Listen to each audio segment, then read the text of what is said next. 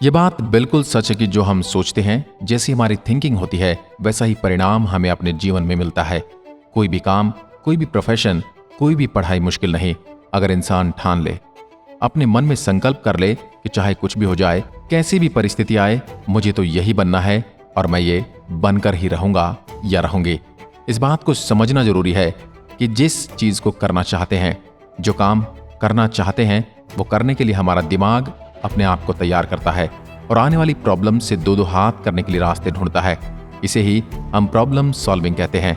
ऐसे में दोस्तों, अगर हम ये सोच लें, यार इतने सारे एप्लीकेंट बैठे हैं, कितनी कम सीटें हैं, मेरा तो कोई जैक भी नहीं, पैसे भी नहीं देने को, ये सब सोच के आपके दिमाग को यह संकेत दे रहे होते हैं कि हम कमजोर हैं, मुझसे नहीं हो पाएगा। जब दिमाग को यह बात पता चलती है कि ये काम मुश्किल है, नहीं हो पाएगा, तो हमारा अवचेतन मन भी एफर्ट्स लगाना बंद कर देता है। तो दोस्तों, बंद कीजिए ये सोचना कि आप नहीं कर सकते। हमें जरूरत है पॉजिटिव रहने की। अरे जब स्टीफन हॉकिंग इतनी गंभीर बीमारी से ग्रसित होने के बावजूद इतने महान वैज्ञानिक बन सकते हैं, तो कोई कुछ भी कर सकता है। बस जरूरत है पॉजिटिव रहने की, कभी हार न मानने वाली सोच डेवलप करने की। तो चलिए आज हम बात करते हैं भारत के ऐसे 10 प्रोफेशन के बारे में जिन्हें किसी ने चुना और उसमें सिलेक्ट हो गए तो पैसे ही पैसे मिलेंगे और आपका रुतबा भी बहुत होगा। लोग आपके आगे पीछे घूमेंगे।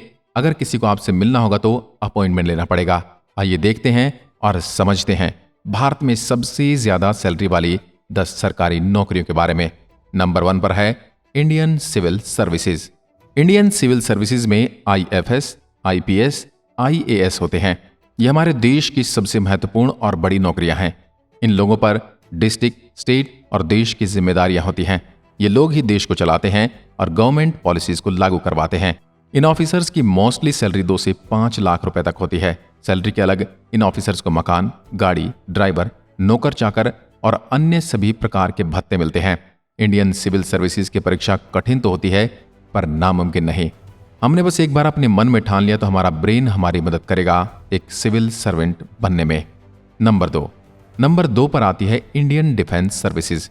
इसके तहत एप्लीकेंट को आर्मी, नेवी, एयरफोर्स, ये तीनों में शामिल किया जाता है। इन जॉब्स में जाने के लिए एप्लीकेंट्स को 12वीं के बाद ND की परीक्षा देनी होती है। गहन मेडिकल परीक्षण से गुजरना होता है। मेडिकल परीक्षण से होते हुए अंत में एक पर्सनल इंटरव्यू भी देना पड़ता है। डिफेंस के अलग अलग पोस्ट पर सैलरी भी अलग अलग होती है। अगर बात करें तो इन्हीं 70,000 से लेकर 3 लाख तक की सैलरी दी जाती है। इसके अलावा इन ऑफिसर्स को बहुत सारे अन्य भत्ते भी दिए जाते हैं। नंबर 3 पर है पब्लिक सेक्टर अंडरटेकिंग।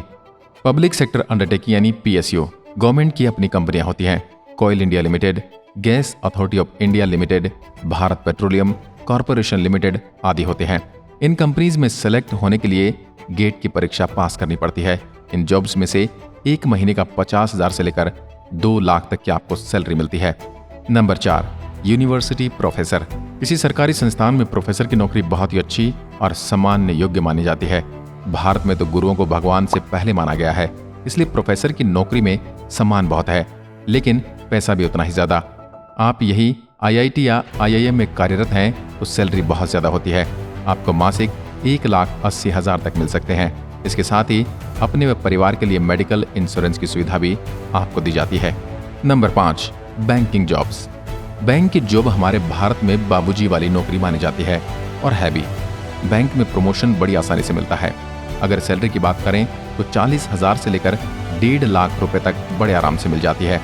यदि आप किसी बड़ी और महत्वपूर्ण पद पर हैं तो वैकेशंस के लिए भत्ते भी दिए जाते हैं और घर, गाड़ी जैसी सुविधाएं तो मिलती ही हैं। आप बैंक के कर्मचारी हैं तो आप कभी भी आसानी से लोन ले सकते हैं। तो दोस्तों, ये हमारे भारत के कुछ टॉप जॉब्स। आशा करते हैं इस वीडियो में आपको मोटिवेशन जरूर मिला होगा। दोस्तों, एक शेर है ना, कौन कहता है कि आसमान में छेद नहीं हो सकता, एक पत्थर तो तबीयत से उछालो यारो। तो चलिए देखते हैं अगली वीडियो में। वीडियो को लाइक और चैनल को सब्सक्राइब करना ना भूलें और अगली वीडियो की नोटिफिकेशन के लिए बेल आइकन जरूर प्रेस करें। एक बार फिर मिलता हूं एक और ऐसी ही बेहतरीन वीडियो के साथ। तब तक के लिए नमस्कार, जय हिंद, जय भारत।